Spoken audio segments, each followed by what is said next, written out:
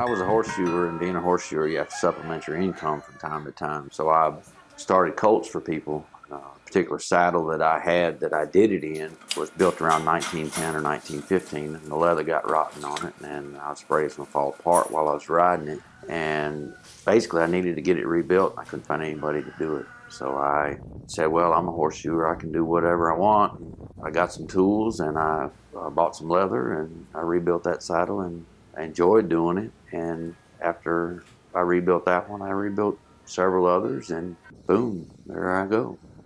My name's Kelly Collum, and I'm a saddle maker.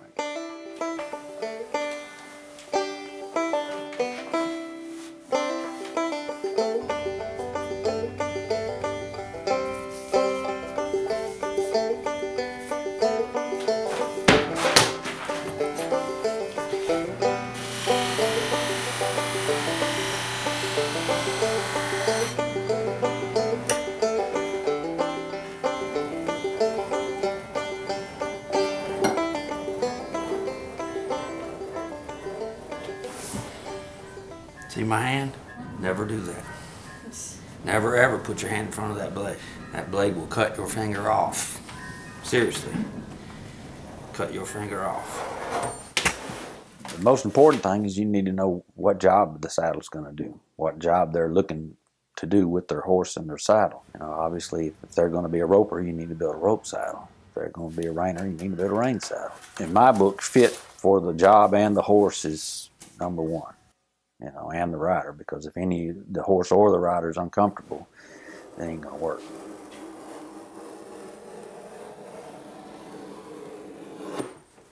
From what part of the cow you cut, it determines how much strength it has, and it also determines which way it stretches.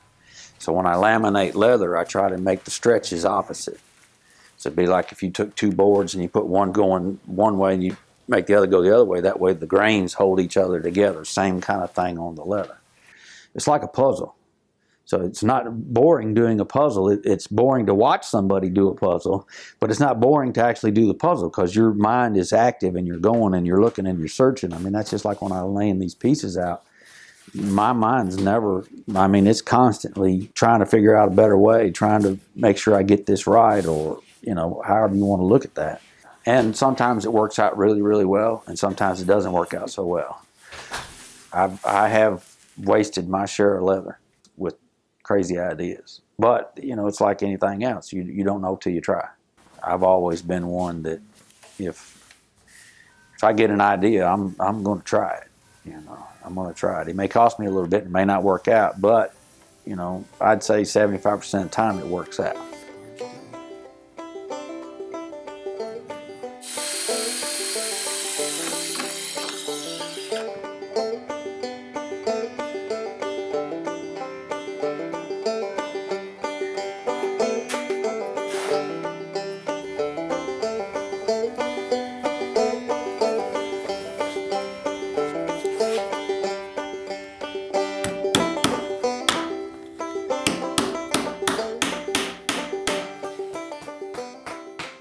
Some people come in and they have to have a specific tooling, and some saddles just don't like that tooling.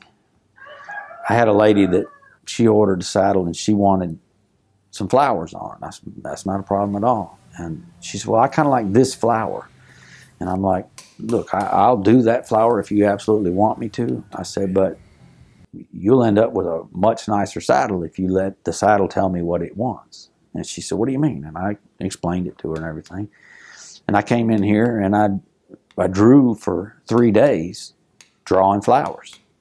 And then once that flower appeared, it was like, here we go.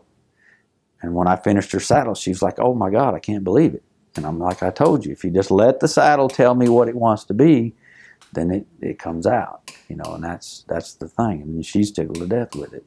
You know, she's got way more flowers than she thought she was going to get, and way more tooling than she thought she was going to get, and it's cheaper. And that's one of the things I tell them. I said, look, if you insist that I do it your way, I will do it your way, but you're going to pay for my grief, you know. And if I get to do it my way, it's a little bit more fun, so it ends up being a little cheaper, you know. But I try to treat everybody exactly the same, and no matter who buys these saddles, they're always mine.